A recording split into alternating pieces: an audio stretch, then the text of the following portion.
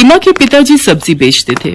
उनकी तबीयत अक्सर खराब रहा करती थी। इस कारण शाम के समय सीमा उनका काम संभाल लेती थी। एक दिन वो सब्जी बेच रही थी। एक लड़का गौरव उसके ठेले पर आया। गौरव का उस पर दिल आ गया। उसने मन ही मन सोचा कि कितनी प्यारी सी लड़की है, काश ऐसी लड़की मेरी जीवन साथी हो। क्या सोच रहे हो, कुछ चाहिए क्या?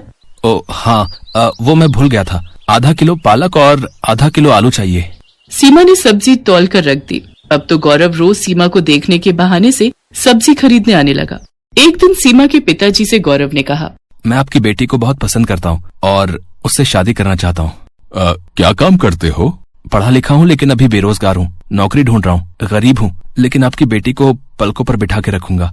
मुझे आपकी बेटी के अलावा कुछ नहीं चाहिए। गरीब आदमी के लिए बिना दहेज दिए बेटी का हाथ किसी के हाथ में देना बहुत बड़ी बात थी, इसलिए उन्होंने शादी के लिए हाँ कर दी। साधारण तरीके से गौरव और सीमा की शादी हो गई। आओ बहू, हमारे घर में तुम्हारा स्वागत है। सीमा ने चारों तरफ देखा। गौरव का घर ज्यादा बड़ा तो नहीं था, मगर हाँ, उसके घर से अच्छा था। उसने सरला के पैर छुए तो सरला ने ढेरों आशीर्वाद दिए। कुछ दिनों बाद गौरव को एक प्राइवेट नौकरी मिल गई, लेकिन कुछ ही महीनों बाद वो छूट गई। ऐसे कैसे काम चलेगा गौरव? कुछ काम तो करना ही पड़ेगा। बोलो क्या करूं सीमा? है पकौड़े तलूं? डिग्रियां लेकर भी कोई जॉब नहीं मिल रही, और जो मिलती है महीने 2 महीने बाद छूट जाती है। बहू, जमा जोड़ा सब खत्म हो चुका है। इसकी नौकरी से भी क्या गुजारा है। इतने खर्चे हैं गृहस्थी के, ये भी बेचारा क्या करे। जानती हूँ माँ जी, ये भी परेशान है, लेकिन अगर ज्यादा नहीं तो थोड़े पैसों में ही कर ले। साग सब्जी का तो खर्चा निकल ही आएगा। कुछ दिनों बाद गौरव को जॉब मिल गई, लेकिन सैलरी केवल 8,000 रुपए थी। इस समय पैसों की बहुत जरूरत थी, इसलिए उसने हाँ कर दी। बहू, आज खाने में क्या बनाया है? कुछ नहीं माँ जी, घर में कोई सब्जी नहीं है। मैं सोच रही थी कि मैं घर आऊं, पापा 2-4 दिन की सब्जी तो रख ही देंगे हमारे लिए। नहीं बहू, ऐसे अच्छा नहीं लगता। वैसे भी क्या कहेंगे कि खर्चा खत्म हो जाता है तो बेटी को हमारे यहाँ भेज देते हैं साग सब्जी लेने। ठीक है तो माँ जी, रोटी बना दी है। मेरी मम्मी ने थोड़ा अचार दिया था, उसी से खा लेंगे। वैसे भी सब्जी के लिए पैसे नहीं है। गौरव की सैलरी भी महीने के आखिर में मिलेगी। सीमा ने खाना परोस दिया। थाली में रोटी और अचार रख दिया। अरे आज तुमने सब्जी नहीं बनाई है क्या? सब्जी के लिए पैसे नहीं है गौरव, कुछ दिन अचार से ही खानी पड़ेगी रोटी। बहू, ये अचार तो बहुत ही लाजवाब है। ये किसने बनाया? मेरी मम्मी बनाती है माँ जी, वैसे मैं भी बना लेती हूँ। आपकी सैलरी मिल जाए तो तुम भी ये अचार जरूर बनाना, सच में बहुत बढ़िया लग रहा है। मेरी मम्मी कहती है अगर एक समय को सब्जी ना मिले तो अचार से रोटी खाई जा सकती है। अरे बहू, इतना स्वादिष्ट अचार मिले तो मैं हर समय अचार के साथ ही रोटी खाऊं। उसके कुछ दिनों बाद सीमा अपनी सास से कहती है, माँ जी, कुछ नींबू रखे थे, मैंने उनका अचार बनाया है, जरा ये भी चख कर बताओ। सच में लगता है जादू है तुम दोनों माँ बेटी के हाथों में। जो कोई खाए उंगलियां चाटता ही रह जाए। एक बात कहूँ जी? हाँ कहो सीमा। क्या ये वो लगा रखा है? ठीक से कहो, क्या कहना चाहती हो? मैं सोच रही थी इस तरह के अचार बनाकर बेचना शुरू कर दूं। वैसे भी हम दोनों सास बहू घर में सारा दिन खाली तो बैठे रहते हैं। इस बहाने हमारा समय भी कट जाएगा और हमारी आमदनी भी हो जाएगी। तुम तो बड़ी समझदार हो बहू, लेकिन मुझे अचार बनाना नहीं आता। गौरव अगर हाँ कहे तो फिर मैं आपको सब सिखा दूंगी। ठीक है, इस महीने की सैलरी आने दो, फिर तुम अचार बना लेना, ठीक है? सीमा खुश हो गई। वो 1 तारीख का इंतजार करती रही। गौरव की सैलरी मिलते ही वो कुछ अचार के मसाले, आम, गाजर, मूली, नींबू खरीद लाई और फिर दिखा दी अपनी कारीगरी। उसने अपनी सास की मदद से कई तरह के खट्टे मीठे अचार बनाए। अचार तो बन गया सीमा, लेकिन तुम इसे बेचोगी कहाँ? ये तो हमने सोचा ही नहीं। हम ये अचार बाजार में बेचेंगे, और कहाँ बेचेंगे। और दोनों सास बहू अचार के डिब्बे लेकर बाजार में चली गईं। अचार ले लो, अचार, आम का लो, नींबू का लो, गाजर मूली का लो। तभी एक औरत उनके पास आती है और कहती है, बहन जी, कैसे दिया ये अचार? 80 रुपए किलो है। ये तो बहुत सस्ता है, 30 रुपए किलो तो आम ही हो रहे। इसकी तो खुशबू से ही मुंह में पानी आ रहा है। पता नहीं खाने में कैसा होगा। पहले चख कर देखिए, फिर खरीदिए। वाह वाह, मजा आ गया। जैसी खुशबू वैसा अचार। लाओ 1 किलो दे दो। हमारी बहू प्रेग्नेंट है, खाएगी तो उसका मन अच्छा हो जाएगा। उस दिन उनका सारा अचार बिक गया। सास बहू दोनों के चेहरे खुशी से खिल गए। वैसे ज्यादा फायदा नहीं हुआ था, क्योंकि अचार उन्होंने सस्ते में बेचा था, लेकिन एक उम्मीद की किरण नजर आई कि उनका काम चल निकलेगा। अगले दिन सीमा सरला से कहती है, माँ जी, आप सब्जियां काटिए, तब तक मैं मसाला बनाती हूँ। बहू, आज कुछ ज्यादा अचार बनाएंगे। और वो हर हफ्ते अचार बनाकर बेचने लगी और अब अचार ज्यादा बिकने लगा। सीमा ने सरला से कहा, माँ जी, मेरे मन में एक विचार आ रहा है। बाजार और दुकान पर हमारे ग्राहक बढ़ते जा रहे हैं, लेकिन हमारी कोई पहचान नहीं है। क्यों ना हम अपने अचार को कोई एक पहचान दे। वो कैसे? वो ऐसे, अब हम अपना अचार खुला नहीं बेचेंगे। अब हम उसको खुद तोलकर 1 पाव, आधा किलो और 1 किलो के डिब्बे में पैक करेंगे। इसका एक नाम होगा, सास बहू का अचार। हम इसे थोक की दुकानों तक पहुंचाएंगे। देखना, अगर ऐसा होगा तो हम सास बहू छा जाएंगी। लगता है मुझे भी नौकरी छोड़कर सास बहू की अचार फैक्ट्री में काम करना पड़ेगा। ये विचार भी बुरा नहीं है। पहले दुकान, उसके बाद फैक्ट्री। वाह, हम लोग बहुत अमीर हो जाएंगे, है ना माँ जी? चलो चलो, सपने देखना छोड़ो और अब काम पर लग जाओ, तभी सपना सच होगा। सुना है तुम दोनों बहुत अच्छा अचार बनाती हो, क्या हमें भी सिखा दोगी? हाँ सरिता, बिल्कुल सिखा देंगे। हमने अपनी दुकान खोली है जिसका नाम रखा है सास बहू का अचार। तुम अपने साथ और लड़कियां और बहुओं को भी ले आना। इसी बहाने वो भी अचार बनाना सीख लेंगी और हमारे यहाँ पैकिंग का काम कर लेंगी। इसके बदले हम उन्हें पैसे देंगे। अच्छा, फिर तो मैं कल ही 8-10 लड़कियों का इंतजाम करती हूँ। अगर मेहनत सच्ची हो तो दिन बदलने में समय नहीं लगता। सास बहू अचार की दुकान एक छोटी सी फैक्ट्री में बदल गई। गौरव ने अपनी जॉब छोड़ दी। अब वो अपनी गाड़ी से मार्केट में अचार सप्लाई करने लगा। माँ, मैं तो हिम्मत हार गया था, लेकिन तुम और सीमा अचार के बिजनेस को इतनी ऊंचाइयों पर ले जाओगी, मैंने तो कभी सोचा भी नहीं था। बेटा, ये सब सीमा की मेहनत का नतीजा है। नहीं जी नहीं, ये सास बहू की मेहनत का नतीजा है। सुलक्षणा सुबह से रसोई घर में तरह तरह के व्यंजन बनाने में लगी हुई है। आज उसका इकलौता नीलेश शहर से जो आ रहा है। नीलेश की पढ़ाई अभी अभी ही खत्म हुई है और उसे एक कंपनी में सुपरवाइजर की नौकरी भी मिल गई है। जैसे ही सुलक्षणा को उसके बेटे ने फोन पर नौकरी मिलने की सूचना दी तो उसकी आंखों में खुशी के आंसू आ गए थे और हर माँ की तरह वो भी उसकी शादी के सपने देखने लगी। भगवान का लाख लाख शुक्र है बेटा, तेरी नौकरी लग गई।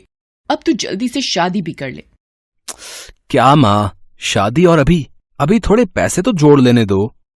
फोन पर नीलेश ने अपनी माँ की बात काट दी, लेकिन सुलक्षणा ने तय कर लिया था कि जब नीलेश गांव आएगा तो उसे शादी के लिए मना लूंगी।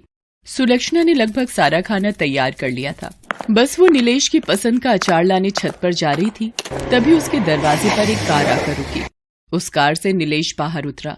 उसे देखकर सुलक्षणा सोचने लगी, नीलेश कार से आया है, पर ये तो हमेशा बस से गांव आता था।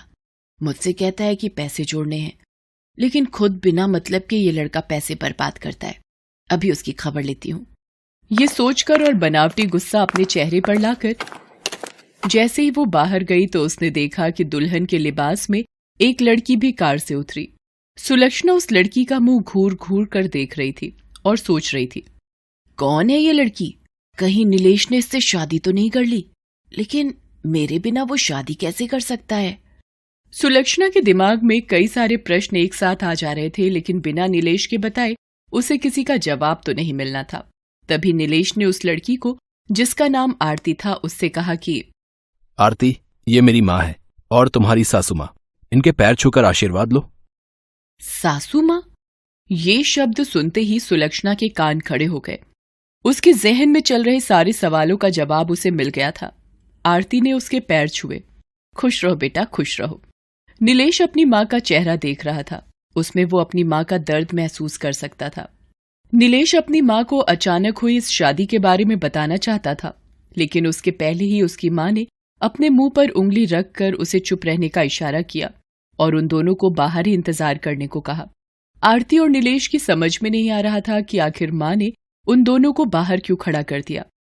कुछ ही देर में सुलक्षणा अपने हाथों में आरती का थाल लेकर आई, फिर बहू की आरती उतारी, फिर वो दोनों घर के अंदर आए। माँ, तू नाराज तो नहीं है ना?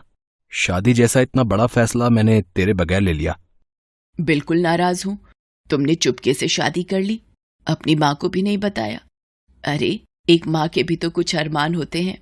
वो माँ जी, तुझसे कोई नाराजगी नहीं है बेटी, बस इस नालायक से है। सुलक्षणा की बात को सुनकर आरती का मन थोड़ा शांत हुआ। उसके बाद उन दोनों ने अपनी कहानी बतानी शुरू की। दोनों एक दूसरे को कॉलेज के समय से ही प्यार करते थे। कॉलेज खत्म होने के बाद नौकरी मिलते ही उन्होंने शादी करने का तय किया था। नीलेश को नौकरी मिल भी गई। आरती ने नीलेश के बारे में अपने घर में बताया, लेकिन उसके अमीर पिता ये सब सुनकर आग बबूला हो गए और उन्होंने आरती की जबरदस्ती शादी का प्लान बनाया। वो तो ऐन वक्त पर आरती घर से भाग गई, नहीं तो वो उसकी शादी कर देते। माँ जी, इसीलिए हमें इस तरह से शादी करनी पड़ी। मुझे माफ कर देना बेटा, मुझे अब तुमसे कोई शिकायत नहीं है। उसके बाद सुलक्षणा ने खाना परोसा और सभी ने मिलकर खाया। आरती तो सुलक्षणा के हाथों के अचार की फैन हो गई। माँ जी, मैं ये अचार थोड़ा और ले लूं? मुझे बहुत पसंद आए। सच कहिए तो मैंने शहर में इतना अच्छा अचार कभी नहीं खाया। आरती की बात सुनकर सुलक्षणा मुस्कुरा कर रह गई। अगले दिन वे तीनों शहर की ओर निकल पड़े। नीलेश जिद करके सुलक्षणा को अपने साथ ले जा रहा था। शहर का किराए का घर सुलक्षणा को बहुत पसंद आया। नीलेश अगले दिन ऑफिस ज्वाइन करने पहुंचा, लेकिन उसे तब बहुत आश्चर्य हुआ कि उसे नौकरी से निकाल दिया गया है। नीलेश की समझ में इसका कारण नहीं आया। उसने दूसरी जगहों पर भी नौकरी की कोशिश शुरू कर दी, लेकिन उसे नौकरी नहीं मिली।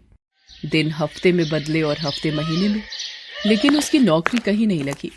अब तो उसकी सारी जमा पूंजी भी खत्म हो गई थी।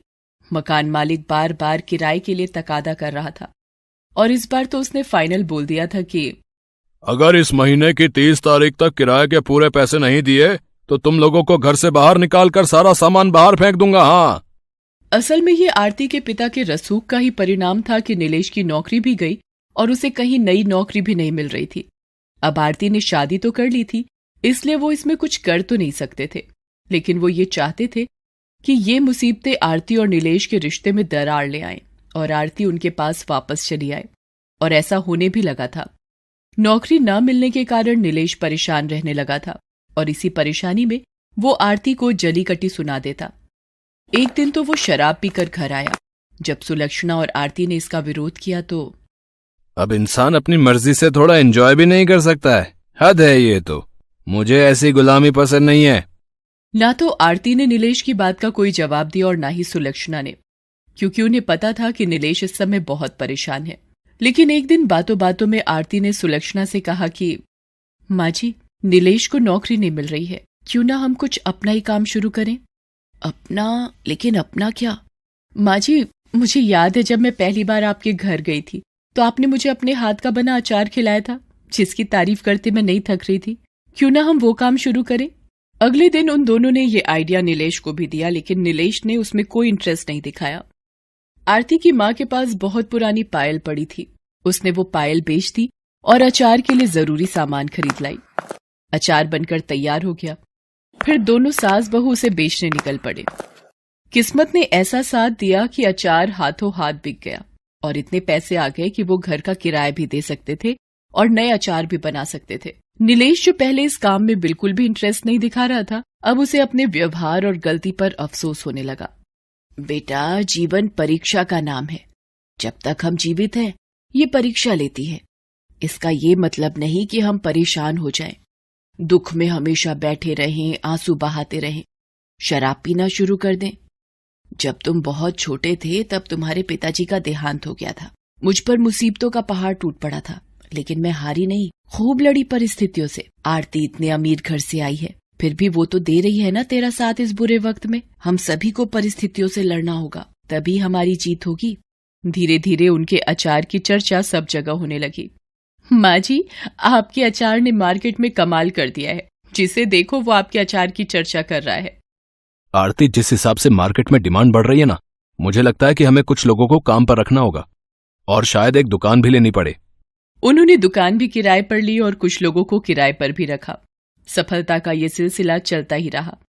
1 साल के भीतर उन्होंने अचार बनाने की एक फैक्ट्री भी शुरू कर दी। अब उसकी फैक्ट्री में अचार बनने लगे। उन्होंने अपने अचार के ब्रांड का नाम रखा अचार वाली। ये सब कुछ एक सपने की तरह लग रहा है ना नीलेश? अगर माँ नहीं होती तो ये सब कैसे संभव हो पाता? माँ ने कुछ नहीं किया। ये सब तुम लोगों की मेहनत और ईश्वर की कृपा का परिणाम है। आज अचार वाली और उनके अचार की चर्चा देश से लेकर विदेश में है। सुलक्षणा के हुनर ने तो उसके परिवार की किस्मत को तो बदला ही, उसकी फैक्ट्री से जुड़े हजारों परिवार का भाग्य भी बदला। Thanks for watching.